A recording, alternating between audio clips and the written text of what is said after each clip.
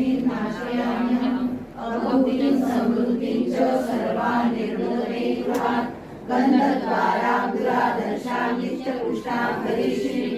ईश्वरी सर्वभूतानां नाभिमुखोपवेश्य